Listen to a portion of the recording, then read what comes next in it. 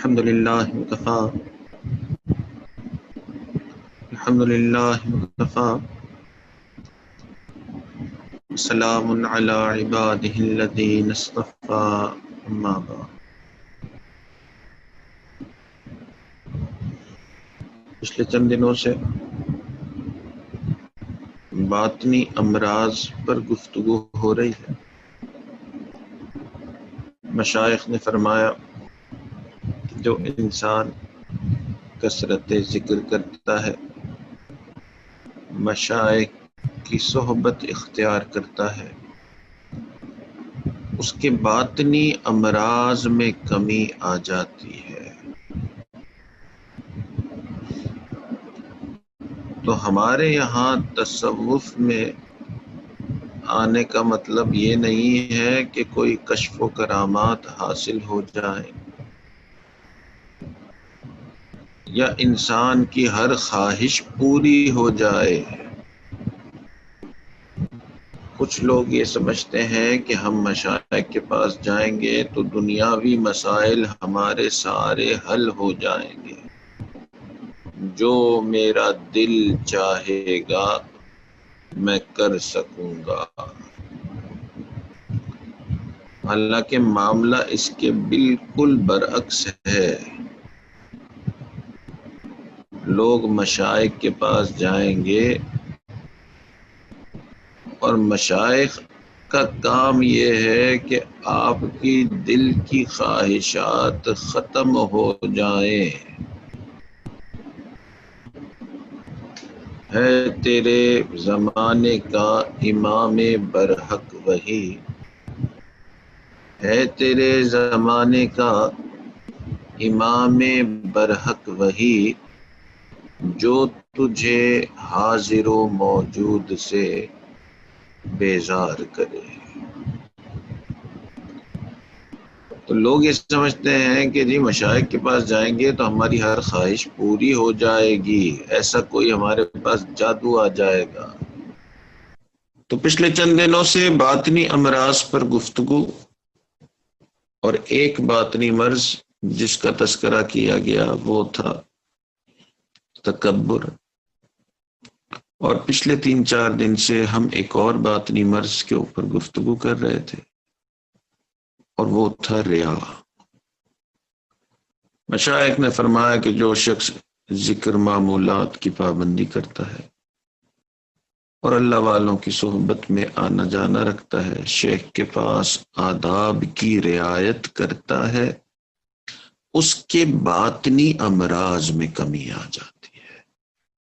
تو جو تصوف ہمارے بڑوں نے ہمیں سکھایا اس میں ذکر معمولات کا، مشائخ کی صحبت کا مقصد اور کچھ نہیں سوائے یہ کہ انسان کے ظاہری گناہ بھی کم ہو جائیں اور اس کے باطنی گناہ بھی کم ہو جائیں.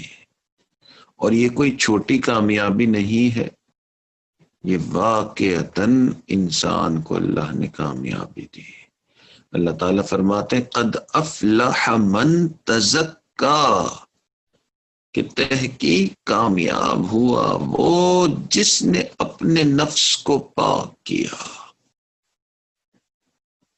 تو مشائخ کی صحبت میں باطنی امراض کا علاج ہوتا ہے،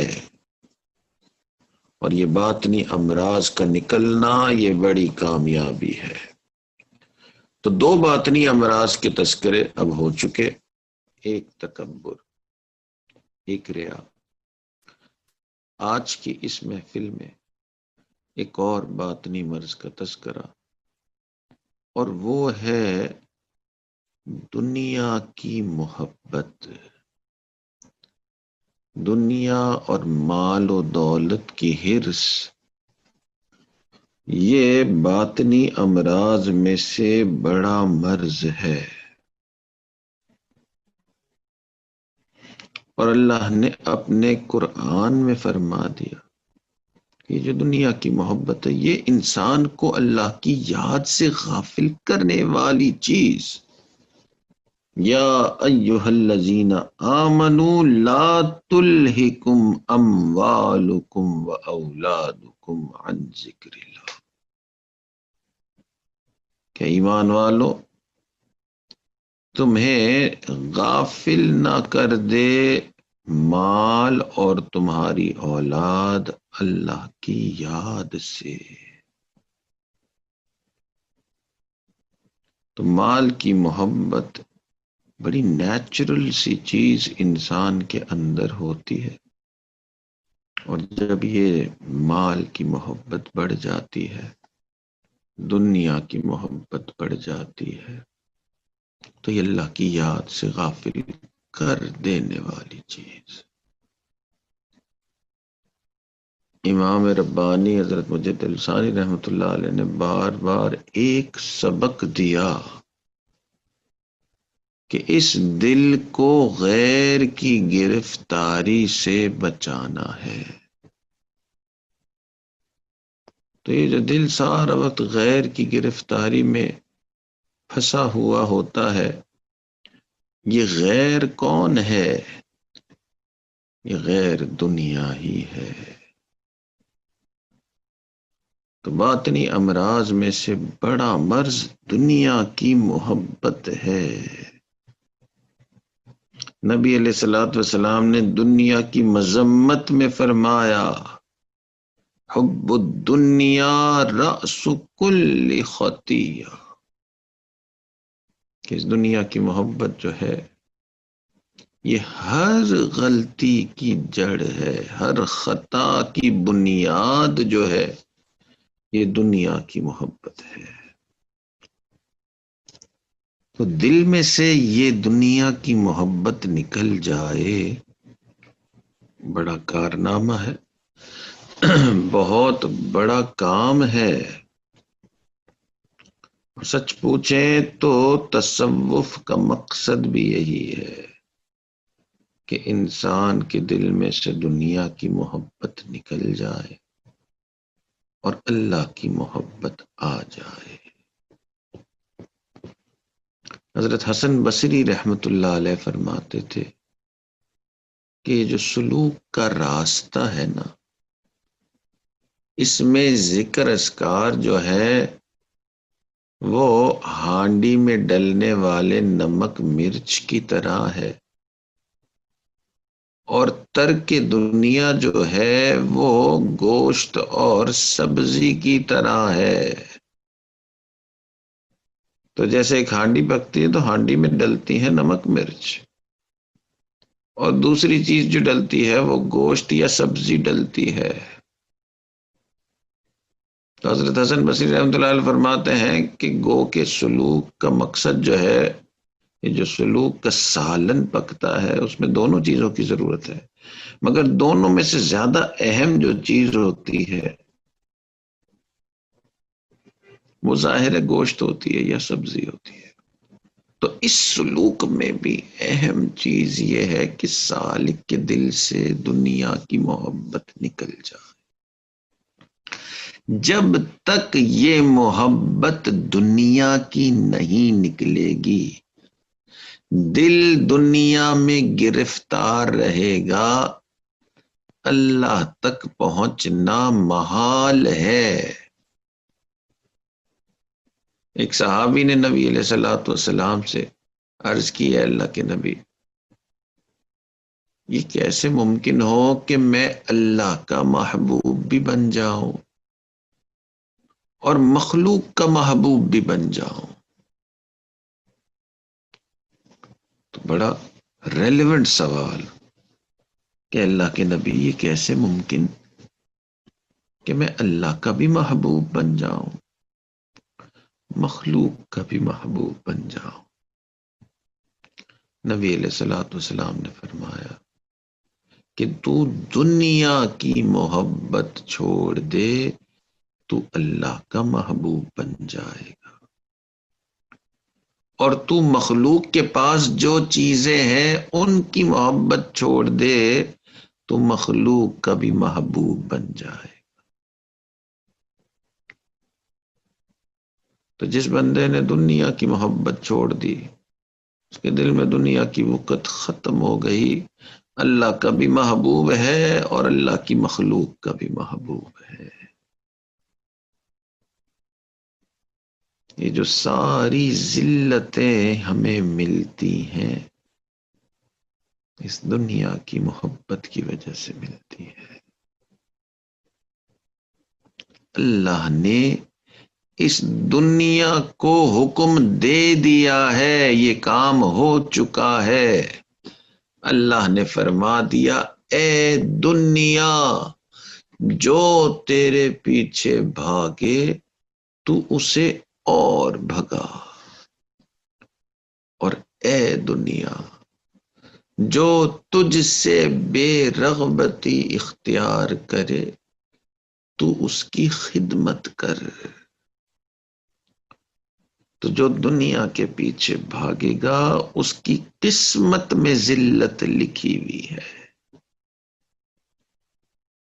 اور جو دنیا سے منہ موڑ لے گا اس کی قسمت میں عزت لکھ دی گئی ہے۔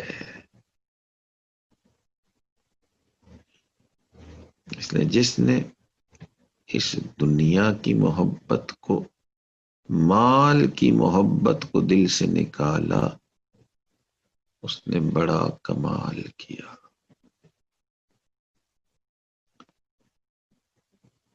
تو باطنی امراض میں سے بڑا مرض مال کی محبت، دنیا کی محبت۔ ایک بات حضرت اقدستانوی رحمۃ اللہ علیہ کی اس دنیا کی محبت سے متعلق کر کے آج کی بات مکمل کرتے ہیں۔ حضرت نے فرمایا کہ لوگوں کی نظر میں صحابہ کرام کی بڑی کرامت یہ کہ حضرت سعد بن ابی وقاص رضی اللہ عنہ نے اپنے ساتھیوں سے، سپہ سالار تھے مسلمانوں کے، اپنے ساتھیوں سے کہا کہ دریا میں اپنے گھوڑے لے جاؤ۔ صحابہ کرام نے گھوڑے جو ہے وہ دریا میں دوڑا دیے۔ اللہ کی شان، گھوڑے دریا کے اوپر سے ہوتے ہوتے دریا کی دوسری طرف پہنچ گئے۔ حضرت اقدستانوی رحمۃ اللہ علیہ فرماتے ہیں کہ لوگوں کی نظر میں صحابہ کرام کی بڑی کرامت یہ ہے کہ صحابہ کرام نے اپنے گھوڑے دریا پہ چلائے اور ان کے گھوڑے جو ہیں وہ دریا میں نہیں ڈوبے۔ یہ لوگوں کی نظر میں صحابہ کرام کی سب سے بڑی کرامت، اور فرماتے ہیں علماء کی نظر میں صحابہ کرام کی سب سے بڑی کرامت یہ ہے کہ جب دنیا کی چیزوں کے دریا میں وہ آ گئے، جب دنیا کی چیزوں کے دریا ان کے سامنے بہنے لگے تو انہوں نے اس دریا کے پانی سے بھی اپنے آپ کو بچا لیا۔ یہ ان کی سب سے بڑی کرامت ہے۔ تو صحابہ کرام کے سامنے دنیا پیش کی گئی، انہوں نے اس دنیا کو دل میں داخل نہیں ہونے دیا۔ تو باطنی امراض میں سے دنیا کی محبت یہ بڑا مرض ہے۔ یہ مرض کا علاج ہو گیا تو اللہ کا قرب ممکن ہو گیا۔ اللہ تعالی ہمیں اس مرض سے بھی نجات نصیب فرمائے۔ آخر دعوانا ان الحمدللہ رب العالمین۔ دعا کر لیجیے۔ الحمدللہ رب العالمین، الصلاۃ والسلام علی سید الانبیاء والمرسلین، اللہم صلی علی سیدنا محمد وعلی آل سیدنا محمد وبارک وسلم۔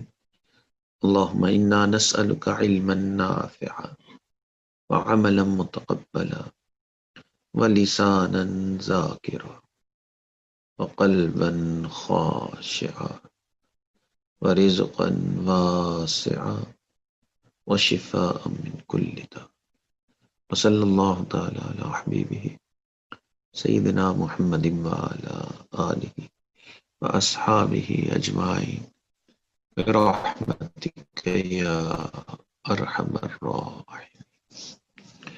جزاکم اللہ۔